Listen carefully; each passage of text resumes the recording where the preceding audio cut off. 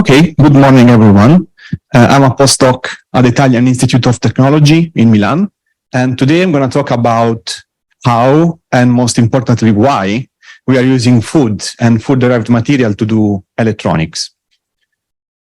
So first, I will start with some motivations, and then I will talk about the field of edible electronics, and I will show you a case study, which is a strain sensor using edible materials. So probably most of you are more familiar with ingestible electronics. Ingestible electronics originated more than 60 years ago. There was a paper from McKay about an ingestible pressure sensor. Ingestible, but still quite big. It was 8 centimeters long, so quite difficult to swallow. And after 60 years, today we have some. We also have some commercial devices. So this actually it's a technology nowadays. However, ingestible technology is non-degradable, and there are some problems with the device being stuck in the body. And also, when the FDA approves such devices, they don't consider single materials, meaning that they, for example, use toxic material, but they encapsulate it in, for example, PDMS. So something like 20 years ago, another similar devices originated using food materials. So they try to replicate what's ingestible, but try to use material that are safe for consumption, and the body can actually metabolize. So after the task, the device will be digested, basically.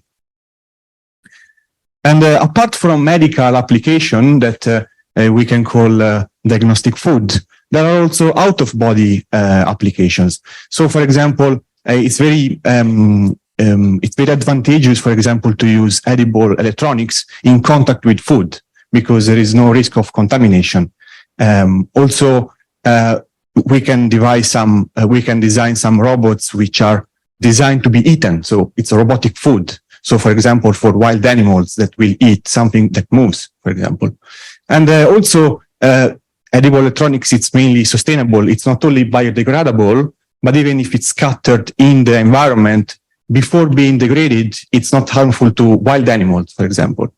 And here, for example, there is a small robot we have recently published, which employs sensors, actuators, and structural material using edible components. The electronics and the battery is standard in this case. And I'm very happy to see that it's a recurrent topic in this conference, sustainability. So I will not bother you too much with numbers. This is just my own calculation to see that every year we produce electronic waste, which in weight, it's the equivalent of 109 Empire buildings. So every year we produce a city of electronic waste. So we need to do something about this. We need to change. We need to create novel materials. And there are many materials that we eat and have very interesting electronic properties. So conductors, they're the easy one. There is food-grade gold that you can eat. They use it in pastries.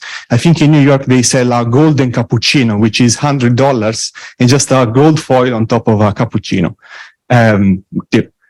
Also, activated carbon is very interesting. The reason why it's interesting is because it's an organic conductor, electrical conductor. So differently from metals, they have, for example, a different temperature response. But also magnesium, zinc, iron, we eat them every day. Insulators are also quite easy. There are many materials that we eat, and they're actually insulators. So like cellulose, shellac, albumin, and starch. So we can use them as insulators. And also, you would be surprised to know that there are also some semiconductors material that we eat. For example, beta-carotene. It's a semiconductor which is promising in literature. We are working on that. It's just not very stable in air. So there you have some problems of stability. But there are some semiconductors in food. And our strategy at the moment is to develop control logic. So we are working on semiconductors. We published this honey-gated partially edible transistor. So you can do pretty much any digital operation with this one. We also recently published an edible battery. So a battery made of food. It's quite interesting because it uses natural oxidation reactions, works with vitamin B2, and also uses gold as electrodes and edible materials. And also we work on sensors. In particular, today I'm going to show you some strain sensing data. The field of edible sensors is quite new, but still we have already some interesting applications. So for example, there are some edible defrosting sensor that you can apply directly in your food package. There is some ionic strain sensor with hydrogels, pretty much. Some impedance sensor for saliva made out from candy, in this case. Some impedance sensor for fruit using edible electrodes. This is also particularly interesting because it's hydrogen peroxide sensor, which is very important in biosensing. So might be very useful to develop edible biosensors, and also some gold resonators. So for example, on food to detect the status of the food.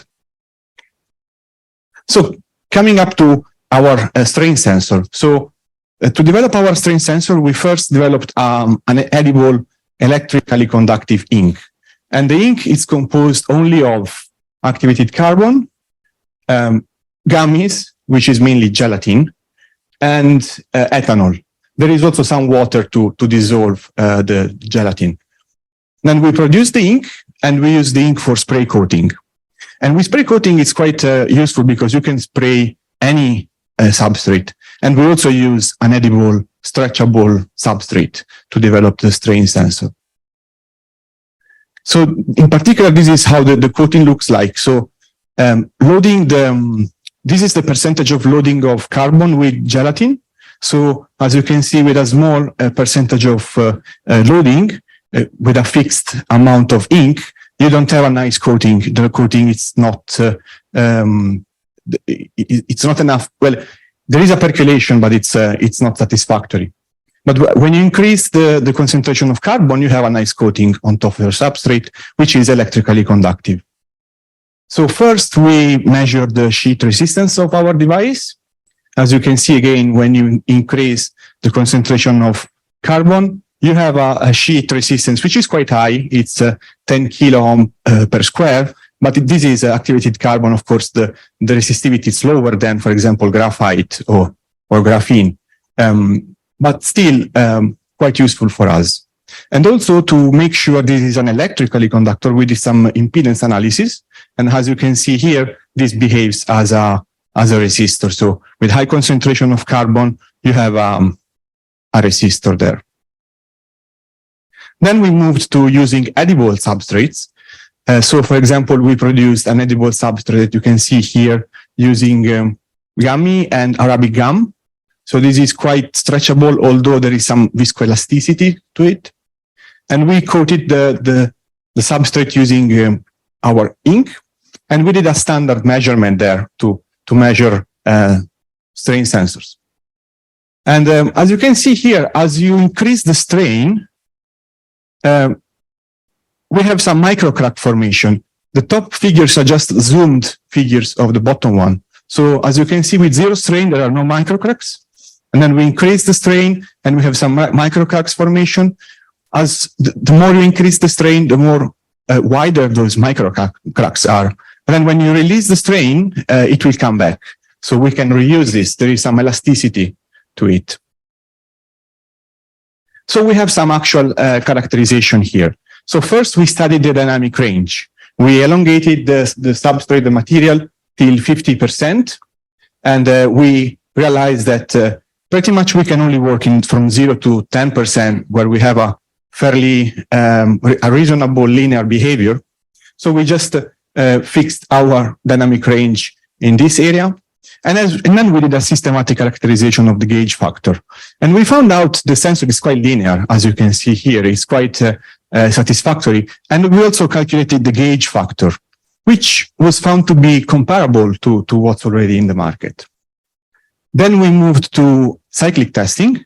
As you can see here, the output is quite reproducible, although as you can see, you have a strong viscoelastic behavior there. So you need some, this will not be enough for very fast application, for example. This is understandable. This is food after all. So of course, you know, a full elastic food is not viable, fortunately. And here we did some testing. So for example, just as an application, we use this to detect the bending of a finger, bending in stretching and compression. And as you can see here, we can have some detectable data. What's interesting here is that the data was collected using an Arduino board. So we actually interfaced the edible sensor with traditional electronics. And here we have a real-time video. So the sensor is here on the finger, and as the finger is bent, we have we can read the signal. So meaning that we can read the strain, and that's yeah, that's just a demonstration of what you can do with this kind of device. So to sum up, organic materials, organic electronics using food are now emerging. So we are trying to use food to deliver electronics. And there are some in-body operation you can do. So to monitor the gastrointestinal tract using something that will degrade and have no electronic waste. But also, so there are some out-of-body operations. So for example, food monitoring or anything that, you know, any alternative, any application where you can use an alternative instead of traditional electronics to be more degradable and sustainable. As a proof of concept, I showed you an ink we have fabricated with activated carbon, which is electrically conductive. Activated carbon is widely used in, for example, bread dough, pizza dough. I think I once had an activated carbon pizza, which was awful, but edible. And also we are working on additional components. So for example, we also have developed a pressure sensor, a tilt sensor here, a temperature sensor is in pipeline, and we are also trying to fabricate other type of sensor. So I would like to thank all the partners of the Robofood project, which is the EPFL, the University of Bristol, and Wageningen University. I would also like to thank my group and Mario, which is the PI in my group, and all of you for your attention. Thank you.